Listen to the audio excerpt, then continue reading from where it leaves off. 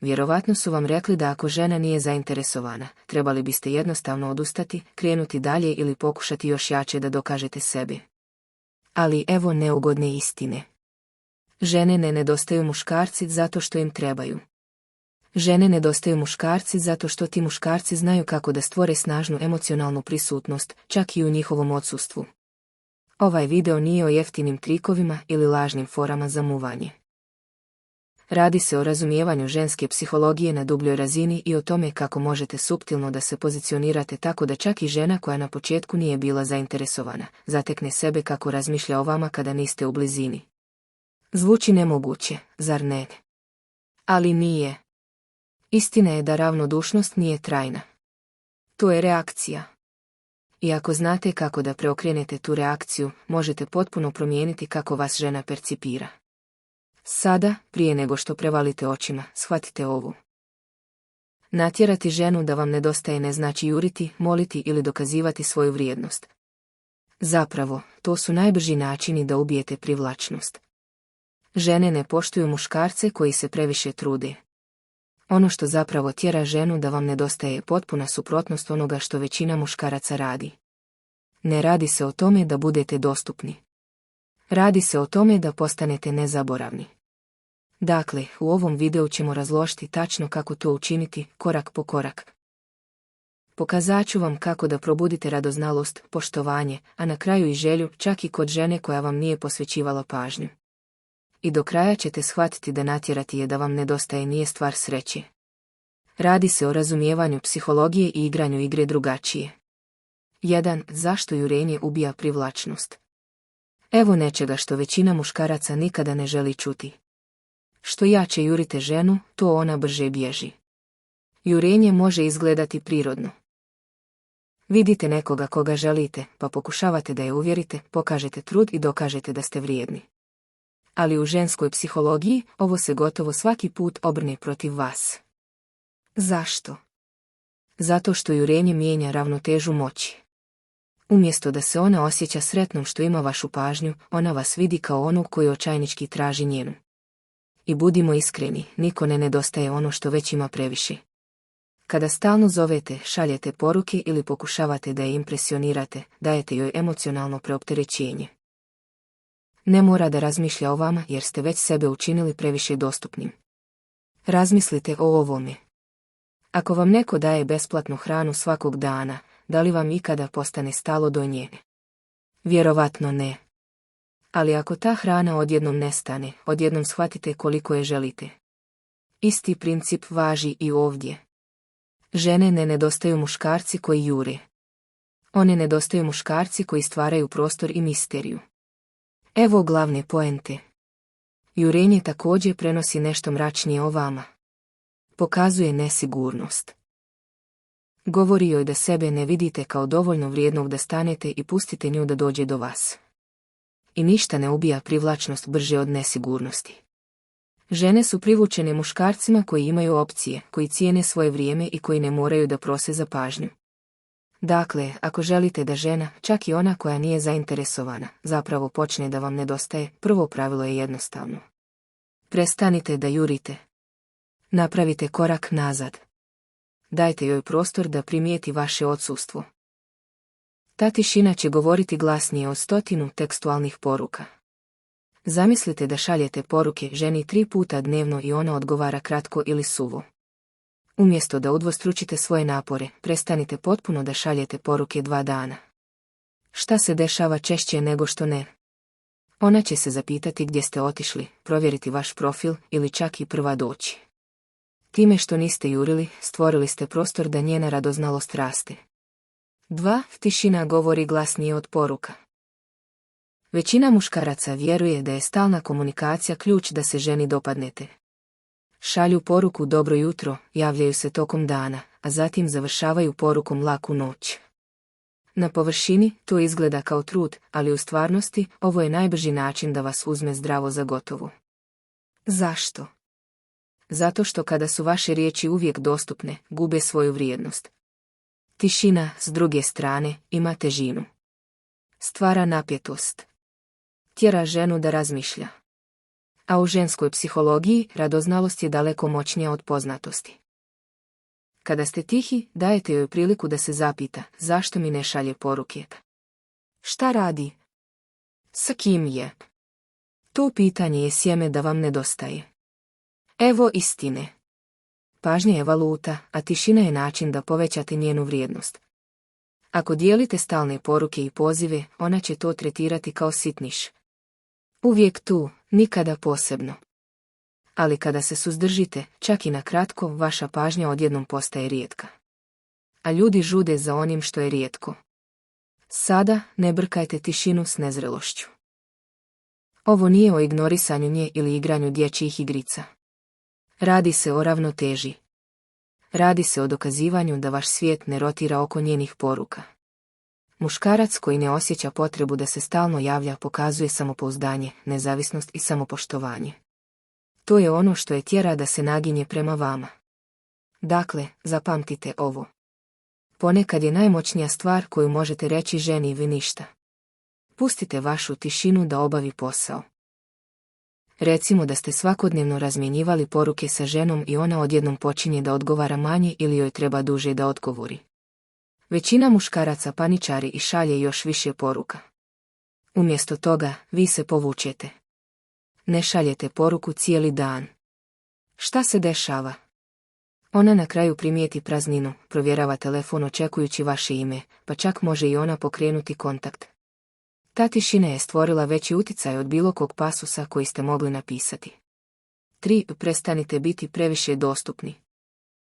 Jedna od najvećih grešaka koje muškarci čine sa ženama je razmišljanje da će dostupnost 24 sata 7 dana nedeljno nekako pridobiti nju. Znate proceduru. Otkazujete planove sa prijateljima samo u slučaju da ona nazove. Odgovarate odmah na svaku poruku i pazite da ona zna da ste uvijek tu za nju. Na papiru to izgleda kao trud, ali u stvarnosti to vas čini predvidivim, dosadnim i najgore od svega, zaboravnim. Razmislite o tome. Kada ste uvijek dostupni, nema izazova, nema napetosti, nema uzbuđenja.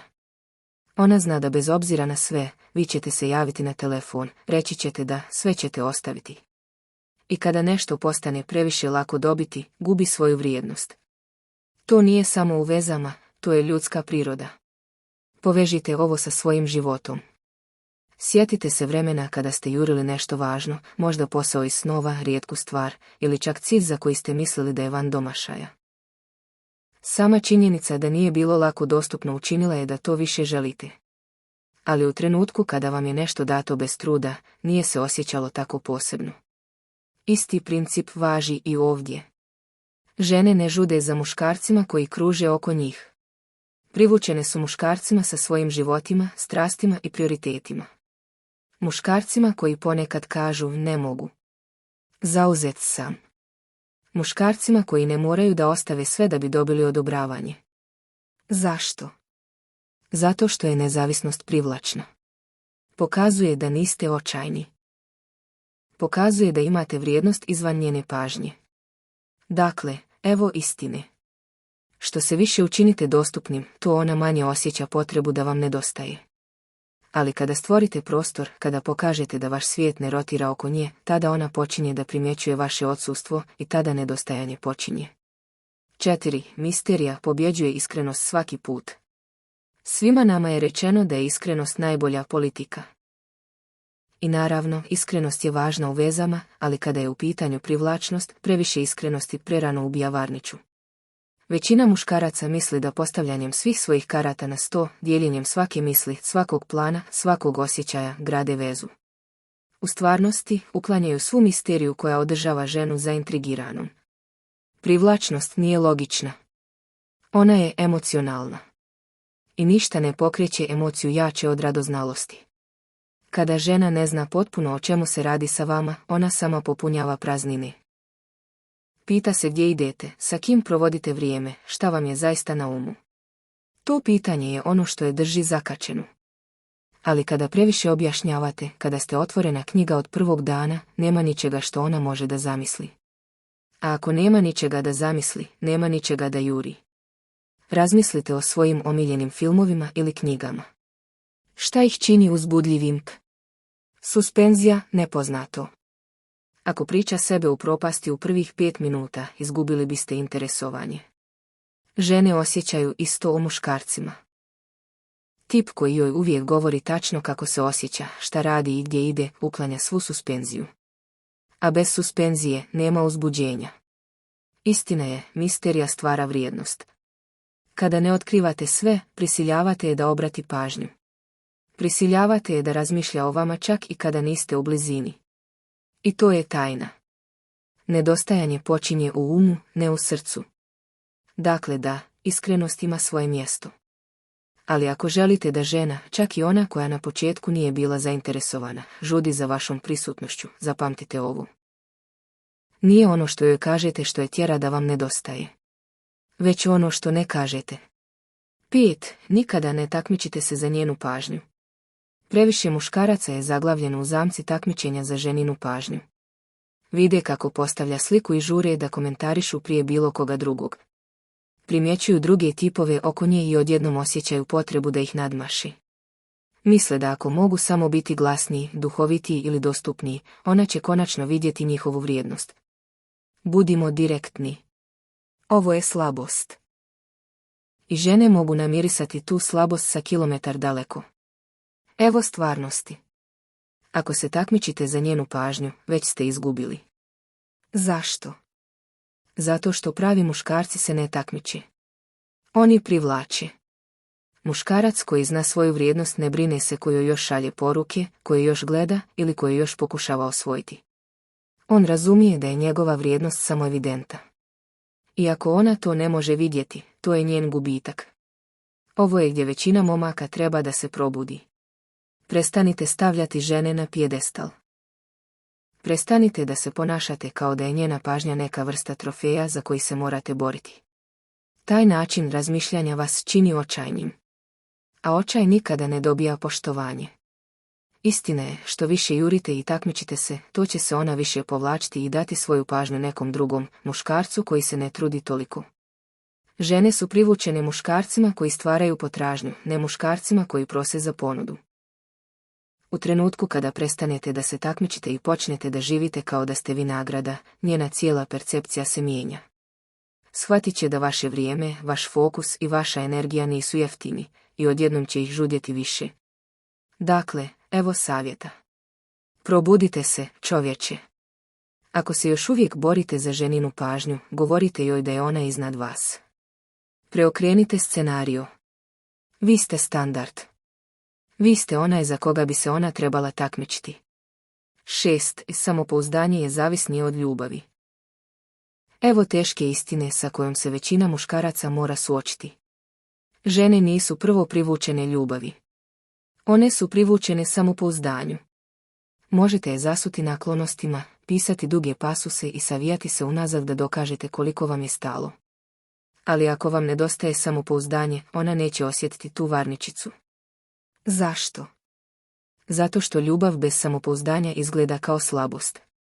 A slabost nije privlačna. Samopouzdanje, s druge strane, je magnetično. To je nespomenuto svojstvo koje čini da ljudi stanu i obrate pažnju. Ne radi se o tome da budete arogantni ili da se ponašate kao da ste bolji od svih ostalih. Pravo samopouzdanje je tiho. To je način na koji se nosite, način na koji govorite, način na koji se krećete kroz život bez stalnog traženja odobravanja. Razmislite o tome. Koliko ste puta vidjeli ženu koja bira tipa koji nije bio najljubazniji ili čak najljepši, ali je imao to nepokolebljivo samovjenje. To nije bila slučajnost.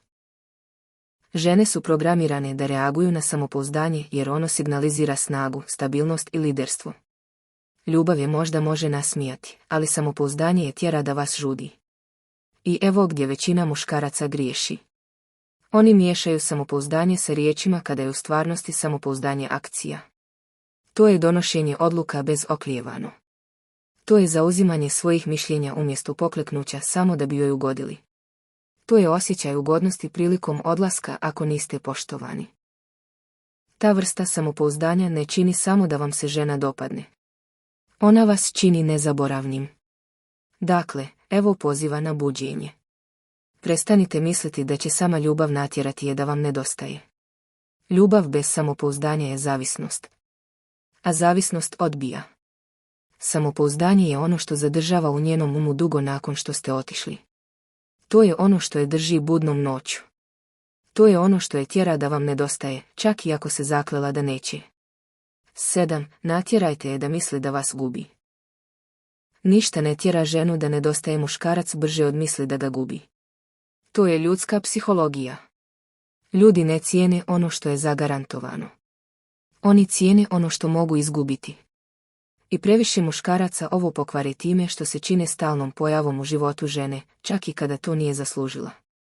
Evo istine. Ako ona zna da ćete uvijek biti tu bez obzira na sve, nema razloga da vas juri, nema razloga da vas cijeni i nema razloga da vam nedostaje. Ali u trenutku kada osjeća da vaša pažnja klizi, da vaša energija više nije fokusirana na nju, nešto se mijenja. Odjednom, ona počinje da se pita. Šta ako on ide dalje? Šta ako druga žena dobija njegovu pažnju? Šta ako sam izgubila svoju šansu? Taj strah je moćan. On je ono što pokreće želju. Ali da budemo jasni, ovo nije o manipulaciji. Radi se o samopoštovanju. Ne pretvarate se da se povlačite. Vi zaista pokazujete da vaš život ne rotira oko nje. Pokazujete da ako vas ona ne cijeni, neko drugi hoće. I ta spoznaja je ono što je tjera da osjeća vaše odsustvo. Dakle, lekcija je jednostavna. Prestanite se činiti garancijom. Budite spremni da odete. Budite spremni da pustite nju da osjeća tišinu i budite spremni da je pustite da zamisli život bez vas. Tada će vam najviše nedostajati. Zato što duboko u sebi ništa ne boli ženu više nego shvatanje da je imala muškarca kojeg ne može vratiti. Suština je, i može vas malo žacnuti, žene zapravo ne nedostaju dobar momak. One nedostaju muškarac koji ima snagu da ode i pusti nju da osjeća njegovo odsustvo. To je surova istina koju većina muškaraca ne želi čuti. Možete biti najslađi i najljubazniji tip na svijetu, ali ako ne znate kako da stvorite prostor, ona vas neće cijeniti. Ona će vas zaboraviti. A muškarac koji sebe dovoljno poštuje da ne prosi, to je muškarac kojeg ona na kraju juri. Sada, želim da čujem od vas. Da li ste ikada bili u situaciji gdje ste previše jurili, ili možda gdje vas je tišina zapravo vratila do nje? Ostavite svoju priču u komentarima. Lično ću ih provjeravati i voljela bih da se povežem sa vama, dam vam povratnu informaciju, pa možda čak i vodim vas kroz vašu situaciju. Zapamtite, ovaj kanal nije samo o tome da ja govorim. Radi se o izgradnji zajednice muškaraca koji konačno razumiju žensku psihologiju i koriste je da osvoje poštovanje, a ne da ga izgube. I prije nego što završimo, dozvolite mi da vam ostavim ovo. U sljedećem videu govorit ćemo o nečemu vrlo važnom. Zašto davanje ženi vaše pune lojalnosti prerano možda bude upravo razlog zbog kojeg se ona povlači. Dakle, kliknite na to dugme za pretplatu i također pritisnite zvonce za obavještenja kako biste bili prvi koji će saznati kada objavim sljedeći video. Vidimo se onda.